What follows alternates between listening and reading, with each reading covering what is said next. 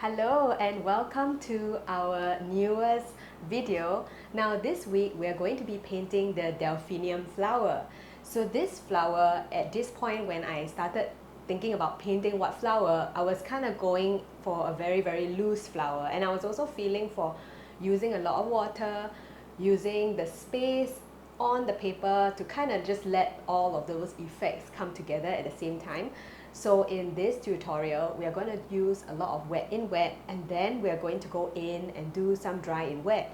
So I can't wait for you to dive in, because I feel like the Delphinium flower is such a good flower to use as a filler when you are painting your loose florals. At the same time, it also gives you the ability to kind of take a look at the perspective of the flower as you are painting it. Now, the Delphinium flower is a really good beginner-friendly flower to start with if you are new to watercolor and if you want to explore using more wet-in-wet techniques. Like with every video, I encourage you to have an intention. Ask yourself why you're here today and what's keeping you through this video.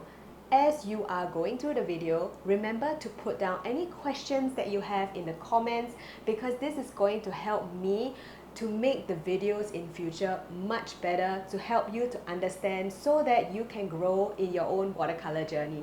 I can't wait for you to dive in, because this flower is going to be such an easy one for you to try, and possibly for you to continue painting on and adding to your floral bouquets in the future. Let's begin.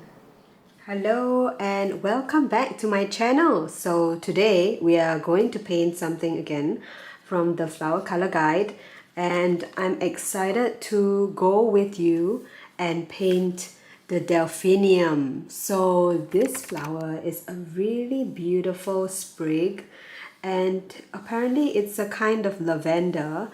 And over here what we see is that there are small little flowers that are kind of blooming along the stem, and we are going in this direction, and we can see that it's a cone shape. So you can see that it's larger at the base, and then it slowly tapers as it reaches the end of the tip of the flower. So come along with me as we break down this flower in simpler shapes and put it down on paper. So just to show and share with you what I have on my table today, I've got my 100% cotton paper from Bao Hong. It's 300 GSM, and I've got my 2 cups of water here. My brushes are from Silver Black Velvet, so I'm going to be using a 1-inch flat brush, a 1/2-inch flat brush, an oval wash brush, and a small round brush. So this assortment of brushes is really just to help me to get different shapes in the flower as I'm going along. I would encourage you to just use whatever brushes that you have. And apart from that, I've got my tube paints that are squeezed on my palette from Sennelier. I've also got my ceramic plate here to help me with mixing. My swatch card is here behind my reference book, and I've got my reference here. So I'm excited to begin. So what I want to do is, today I'm kind of feeling for something really loose and something really splashy. So I'm planning on using the wet in wet method to help me to capture the Delphinium. And I'm just going to apply an even wash on my paper. I'm not really paying attention to the shape exactly that I want, because I'm just going to create some of these sprigs that are kind of splashed across the paper. And I've just applied an even wash of clear water. And next what I'm going to do is I'm going to mix up my colors. So the color in the reference book is a pinkish purple hue, but honestly I always feel like you can go with whatever color that you like. So I'm just going to change it up a little. I'm going to start off with a yellow ochre color, and I'm going to mix it with a little Sennelier red, and I get a little kind of coral orangey hue, right? And I'm also adding in a bit of vermilion hue to brighten up the orange a little. I'm going to go back in, get a bit more yellow ochre so that I get that color that I like. And apart from this, I'm also going to pick up Shell Pink from Holbein, and I'm just going to put them down here. So these are some of the colors that I will be using for our Delphinium today. And I really want to go into something really loose. So I'm just going to dab colors, starting with the base of the flower, keeping in mind that the base is really going to be where most of the large flowers lie. I'm currently using my 1/2 inch flat brush for this, and I'm just putting it down. And as I'm putting down the flowers, because my paper is wet, I can see that the colors are exploding on the page and giving this furry, beautiful, edged and really loose kind of effect. So I'm going to darken some areas, and I'm just going to roughly put down. Now, something I noticed about the Delphinium is that there's a tinge of yellow in the middle, and what I'm going to do is I'm just going to pull out a bit of yellow, drop it on my plate, and I'm just going to dab in yellow where I believe the centers of the flowers are, so that we already have that down. And as we are moving through the stem, I'm going to vary the color, and I want it to kind of go into a peachy, orangey kind of tone.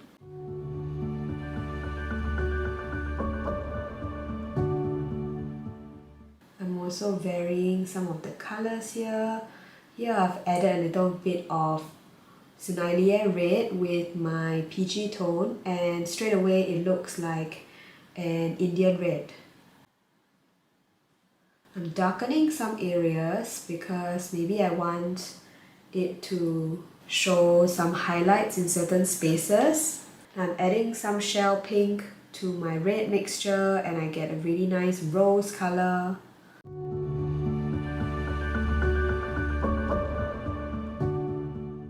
Now for the next stem here, I'd like to explore a little further with this pink hue. So I've also realized that now my paper has kind of dried up, so I'm going to go in and wet that area again. And when I did that, my paint basically spread and feathered, and that's fine. That's kind of the effect that I'm looking for anyway. So I'm just wetting the surface, and I'm just going to dab in some color. I love the contrast between these two right now. And the Delphinium is a pretty loose looking flower, so take the opportunity to go loose with it. And with this second one, I'm going to try and not paint every single thing and leave it even looser, just to get a feel or a sense of the style that I want. I'm gonna try and bend it slightly so it turns away a little.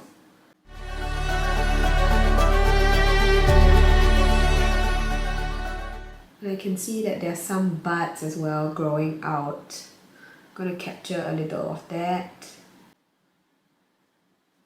So I'm just going to go in and darken some areas. My paper right now is pretty damp.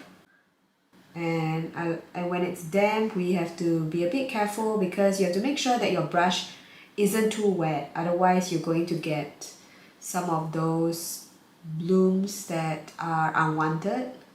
But you know, there are some intentional ways of adding blooms to your paper as well, which can act as a really nice effect. So sometimes blooms can also be welcomed and, you know, enjoy it. So I believe that all watercolor effects have a place. You can kind of have them, but in cases like this where I don't want any blooms to appear, I'm being very cautious to ensure that my brush is kind of dry, doesn't have so much water. So now what I'm going to do is I'm going to add in the stems, and I wanted it to look like it was really kind of fuzzing in. So I'm going to add in my stems.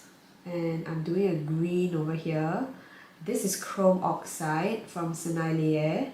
I've been using it a lot in most of my paintings, and you can tell that it's really one of my favorite go-to greens. I noticed that when I dab it in while here is still wet, I've got a pretty burst of green there, and I'm not really sure if that's the effect that I want. So I'm going to just go with the side here where I have it pretty dry. And as it goes along going up, something that I notice is that it has got some greens on the top, so I'm just adding in some of those greens, you know, and I'm not really being so careful. I kind of want to give it a very loose feel and vibe. And here I've added one leaf that is kind of tailing at the end, and because it's still wet, it started to fur and fuzz, and that's fine. So I'm going to create one stem out here as well, because I can see that there's one that's cutting across.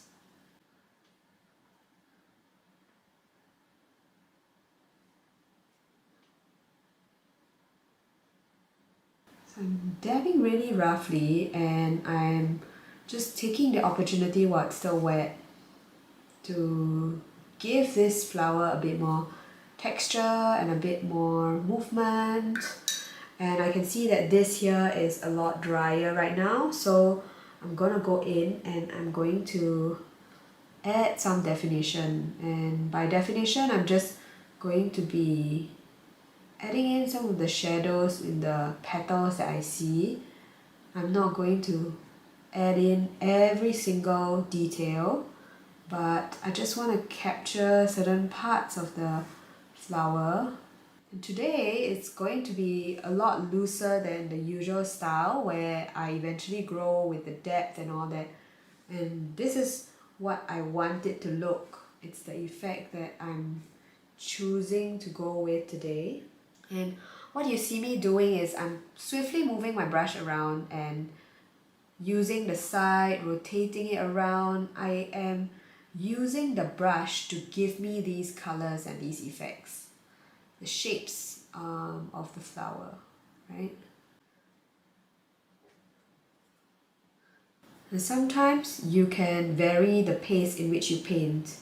When you paint fast, you get a certain kind of mood and effect to your painting. And when you paint slow, you get another kind of mood. And I believe that as the viewer, they can see and tell when you are painting fast or when you're painting slow, because it's reflected in the strokes that they see. It's reflected in the story that you're trying to tell in this painting.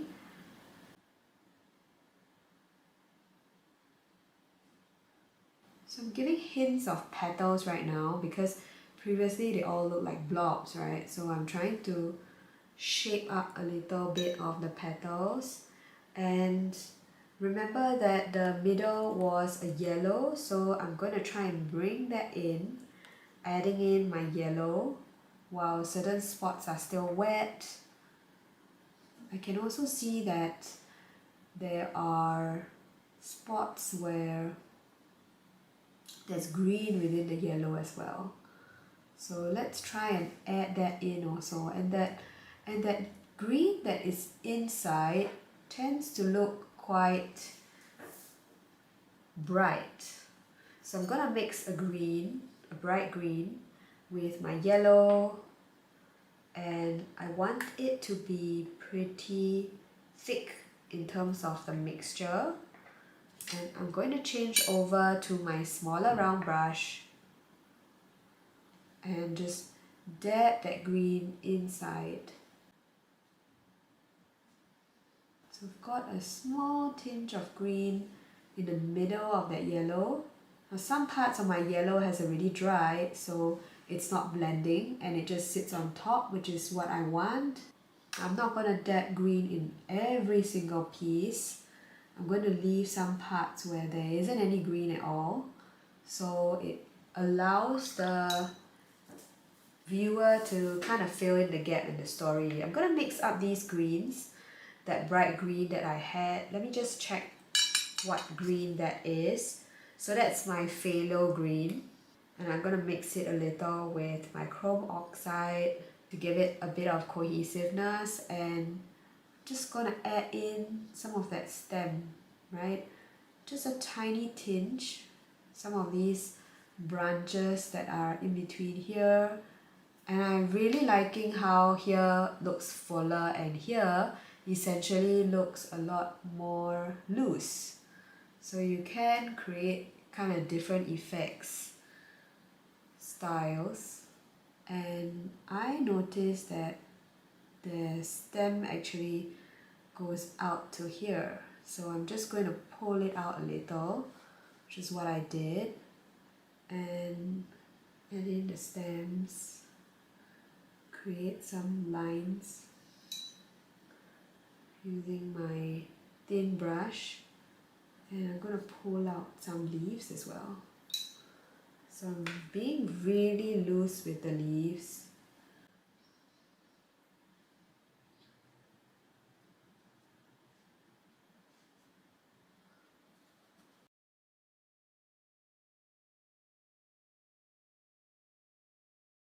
I am starting to kind of pull the whole flower together, so I'm adding in some of those in-between stems.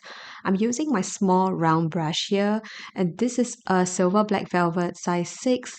I'm using the same color, and I think around painting loose florals, it's also good for you to just paint some disjointed leaves that are not connected to the whole thing, because this gives some interest and it also allows the viewer to kind of fill in the gaps. Now I'm also adding in a couple of sprigs of red that is kind of going in between the two flowers so that it connects the two stems together. I don't want the two stems to look separate on my page, which is why I'm going in and adding in some darker tones as well as some flowers in the middle. At this stage here, you are watching me do layering where I am adding in darker colors, and this is where the paper is completely dry, so I will not get any unwanted blends and bleeds, and this is the exact effect that I want. So think about the effects that you want, whether you want it to be blended or whether you want it to be more defined like what I have here.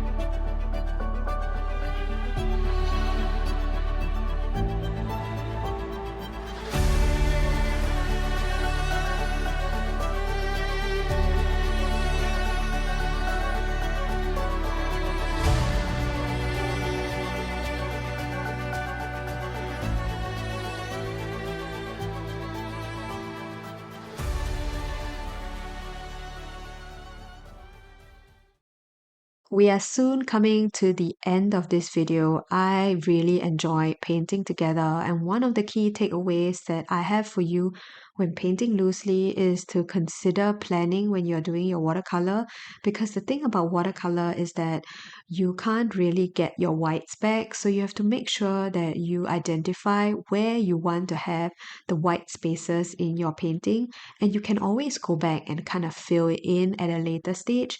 I started off with wet in wet, where a lot of the time the paint was very diffused and I let it do its thing. And then I went back in to create more definition and layers. And I think that with watercolor, there's so many different techniques that you can try. Remember to mix and match. And the most important thing at the end of it is to really just have fun. You might not necessarily get a piece of artwork that you had envisioned in your mind, but the thing that you have to remind yourself was that at least you tried, at least you showed up today, and at least you created something. Don't forget to date your work because it's so important so that you can see how far you've come. I love painting this piece with you, and I can't wait for us to dive into another piece next week. If you're interested in developing your watercolor techniques further, I have recorded mini courses to help you on specific skills, whether it's with water management, painting with a flat brush, or learning how to elevate and create depth in your paintings. All of these can be found on my website, www.brushmovement.com. I can't wait for you to develop your skills further and also to see you in the next video where we'll be yet again painting another flower.